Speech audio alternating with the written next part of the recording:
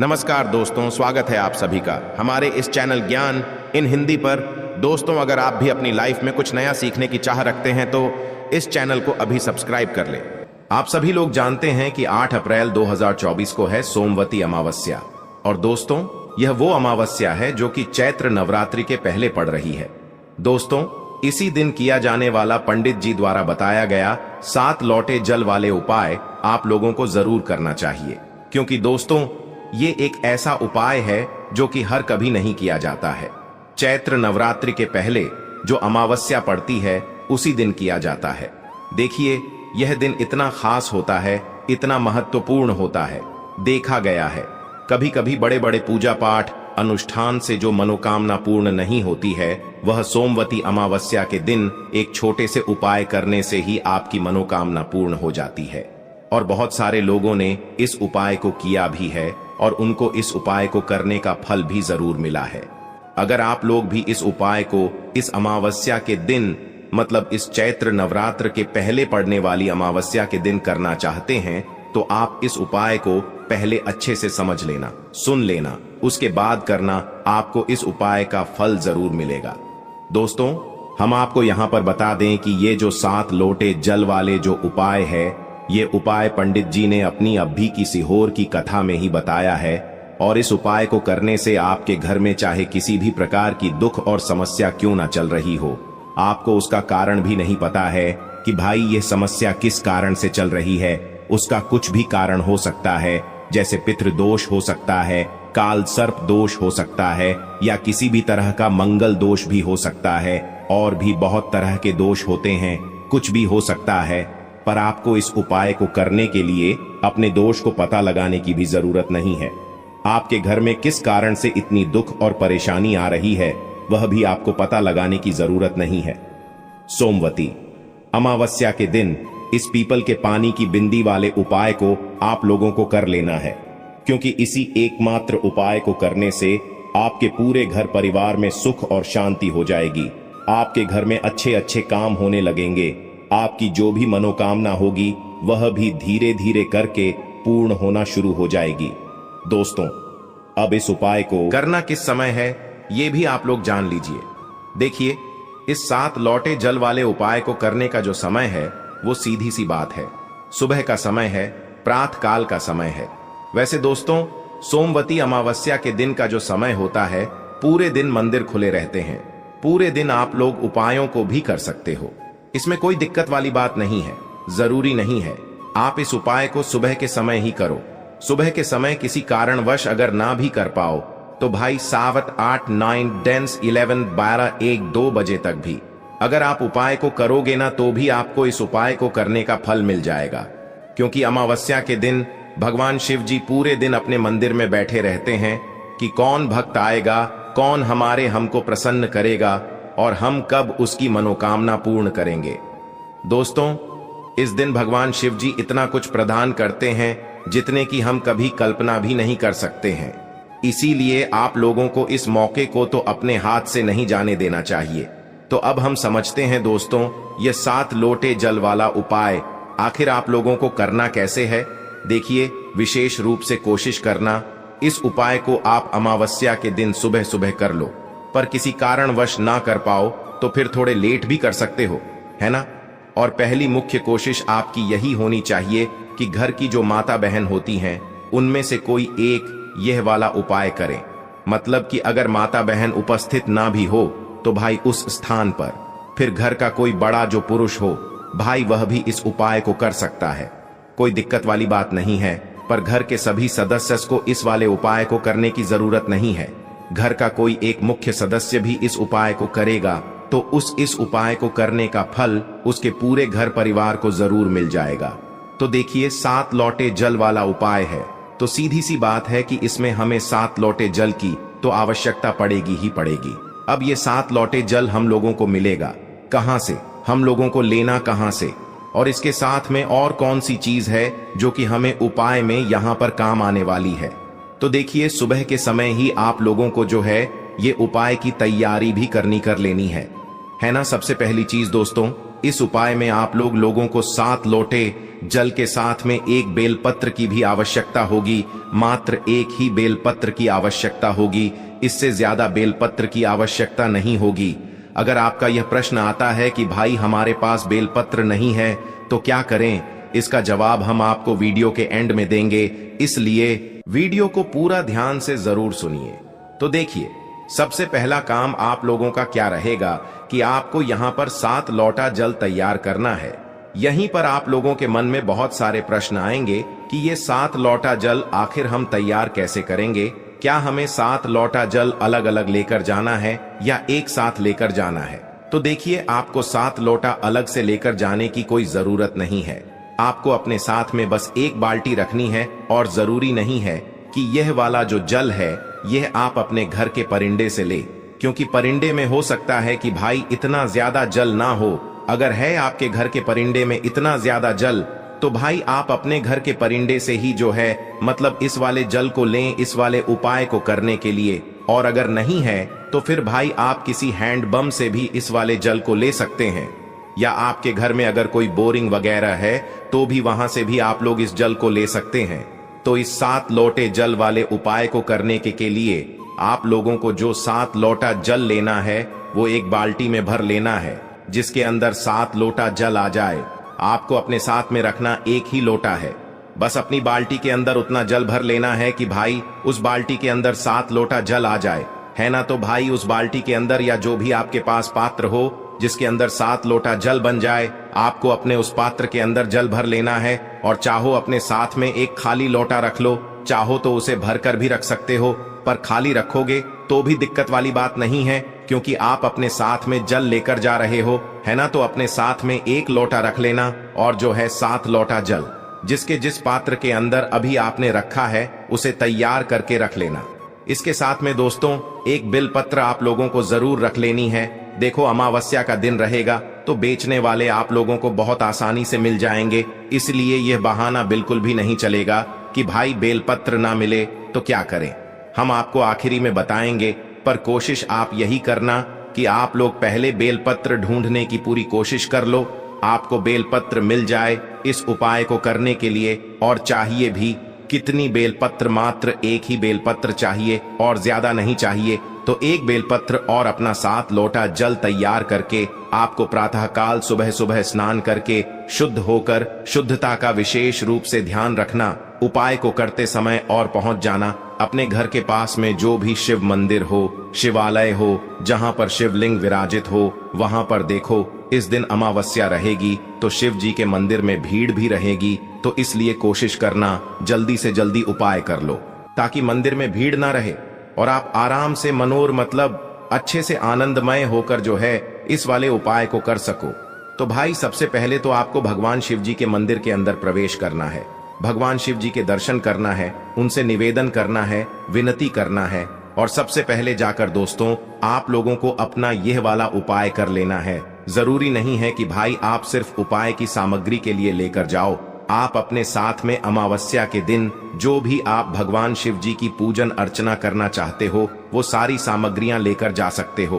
पर उपाय की जो सामग्री है, जो कि 7 लोटा जल और एक बेलपत्र, ये आप लोगों को अलग से ही लेकर जाना है। 7 लोटा ही लेकर नहीं जाना है, आपको मात्र 7 लोटा जल लेकर जाना है। कहने का मतलब यह है कि जिस पात्र के अंदर 7 लोटा जल बन जाए, आपको उस पात्र के अंदर एक साथ वह जल भरकर लेकर जाना है और अपने साथ में खाली लोटा भगवान शिव जी के मंदिर के अंदर लेकर पहुंच जाना है। आप भगवान के दर्शन कर लो, दर्शन करने के बाद शिव जी के शिवलिंग के पास में बैठ जाओ, क्योंकि उपाय को करने में थोड़ा सा समय लगेगा। शिवलिंग के सामने भी बैठ सकते हो या कहीं पर पास में भी बैठ सकते हो, पर पास में ही बैठना, इस बात का आप लोग ध्यान रखना। तो सबसे पहला काम आप लोगों का क्या रहेगा वो ध्यान से सुनो। देखो, आप अपने साथ में 2 चीजें लेकर आए हो, एक बेलपत्र और 7 लोटा जल, है ना, जिसमें से अभी हमें सबसे पहले जो काम पड़ेगा वो पड़ेगा दोस्तों एक बेलपत्र से, है ना। तो अपनी वह बेलपत्र निकाल लो और जो बेलपत्र आप इस उपाय में प्रयोग कर रहे हो ना, उस बेलपत्र को ध्यान से देख लेना, वो टूटी हुई कटी पीटी नहीं होनी चाहिए, बिल्कुल अच्छी वाली बेलपत्र होनी चाहिए। क्योंकि उपाय का फल भी आपको इतना अच्छा मिलेगा जिसकी आपने कभी कल्पना भी नहीं करी होगी, है ना। तो आपने एक बेल पत्र लेना है। उस बेल पत्र को सबसे पहले आपको माता अशोक सुंदर जी वाले स्थान पर चढ़ा देना है, भगवान शिव जी का नाम लेते हुए। माता अशोक सुंदर जी का जो स्थान होता है वो जलाधारी के बिल्कुल बीचों बीच में होता है। मतलब शिवलिंग होती है, शिवलिंग की जलाधारी होती है, जलाधारी के बिल्कुल बीचों बीच का जो स्थान होता है ना, वो होता है। माता अशोक सुंदरी जी का स्थान कहां पर होता है? माता अशोक सुंदरी जी का स्थान जो बिल्कुल जलधारी के बिल्कुल बीचों बीच में होता है ना, वो स्थान होता है शिव जी की सबसे छोटी बेटी का। तो सबसे पहले अपनी इस बेलपत्र को आपको माता अशोक सुंदर जी वाले स्थान पर चढ़ाना है। ध्यान इस बात का रखना है कि भाई इस बेलपत्र की जो डंडी का मुख होगा, इस डंडी का मुख जो है आपको जलाधारी की तरफ करके ही रखना है, जहां से जल बहता है और नीचे गिरता है। इस तरीके से आपको अपनी इस एक बेलपत्र को माता अशोक चंद्र जी वाले स्थान पर समर्पित कर देना है, डंडी का मुख जलाधारी की तरफ करके। अब दोस्तों कुछ सेकंड इसे समर्पित रहने देना, जैसे कि 5 से 10 सेकंड तक आप इसे इस बेलपत्र को माता असुसुंद जी वाले स्थान पर समर्पित रहने देना। उस समय के बीच में आप श्री शिवाय नमस्तुभ्यम का जाप करना। जैसे ही 5 से 10 सेकंड हो जाते हैं भाई, इसी बेलपत्र को आपको वापस से उठाना है। क्या करना है? इसी बेलपत्र को आपको वापस से उठाना है। अब इस बेलपत्र को आपको शिव जी पर चढ़ाना है। एक ही बेलपत्र रहेगी जिसे पहले माता असुचंद्र जी वाले स्थान पर चढ़ाना है, फिर इसी बेलपत्र को उठाकर आपको शिव जी की शिवलिंग पर चढ़ाना है। बस ध्यान इस बात का रखना है कि जब आप इस बेलपत्र को भगवान शिव जी की शिवलिंग के ऊपर चढ़ाओगा तो इस बेलपत्र की डंडी का मुख आपकी विपरीत दिशा में हो।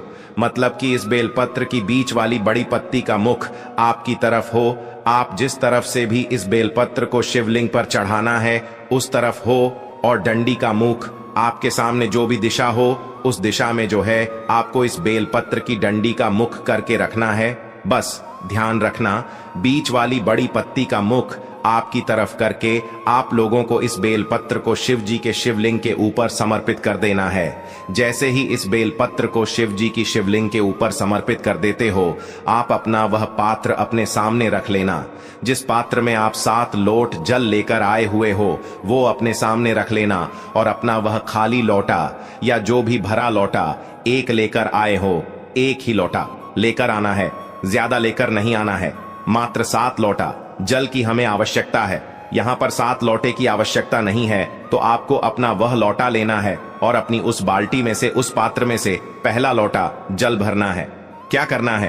पहला लोटा जल भरना है, और उस पहले लोटे जल को आपको भगवान शिव जी की शिवलिंग के ऊपर एक धारा से धीरे धीरे करके चढ़ा देना है। उपाय को करने में जल्दबाजी बिल्कुल मत करना। ये बिल्कुल मत सोचना कि भाई 7 लोटा जल है तो बहुत समय लगेगा तो हम जल्दी जल्दी में चढ़ा दें। जैसे जल चढ़ाया जाता है एक धारा से धीरे धीरे करके भगवान शिव जी का नाम लेते हुए, श्री शिवाय नमस्तुभ्यम बोलते हुए, वैसे ही आप लोगों को हर लोटा जल को चढ़ाते जाना है। जैसे कि पहला लोटा जल आपने मतलब अपने पात्र में से भरा, शिव जी की शिवलिंग के ऊपर करा, और एक धारा से धीरे धीरे धीरे करके आप लोगों को चढ़ाते जाना है। श्री शिवाय नमस्तुभ्यम का जो है मन ही मन जाप भी आप लोगों को करते जाना है। पहला लोटा जल चढ़ा दिया, फिर दूसरा लोटा जल भर लो, दूसरा भी एक धारा से धी करके चढ़ा दो, फिर तीसरा लोटा जल भर लो, वो भी चढ़ा दो, फिर चौथा लोटा जल भर लो, वो भी चढ़ा दो, फिर 5वां लोटा जल भर लो, वो भी चढ़ा दो, फिर 6वां लोटा जल भर लो, वो भी चढ़ा दो, फिर 7वां लोटा जल भर लो, मतलब आखिरी वाला जो लोटा है उसको भर लो, और वो भी शिव जी की शिवलिंग के ऊपर एक धारा से धीरे धीरे करके श्री शिवाय नमस्तुभ्यम बोलकर आप लोग चढ़ा दो। जैसे ही आप लोगों के ये 7 लोटा जल चढ़ जाता है, अब आपके पात्र में जो भी बाकी बचा हुआ जल हो उसको चढ़ाने की जरूरत नहीं है। मात्र 7 लोटा ही आप लोगों को जल चढ़ाना है। इस बात का आप लोग ध्यान रखना। उस लो मतलब जो जल बचा हुआ है उसको आप अलग से रख सकते हो, है ना भाई। जैसे ही आप लोग अपना 7 लोटा जल चढ़ा देते हो, भगवान शिव जी की शिवलिंग के ऊपर सिर्फ और सिर्फ शिवलिंग के ऊपर ही ये 7 लोटा जल चढ़ेगा और कहीं पर भी नहीं चढ़ेगा।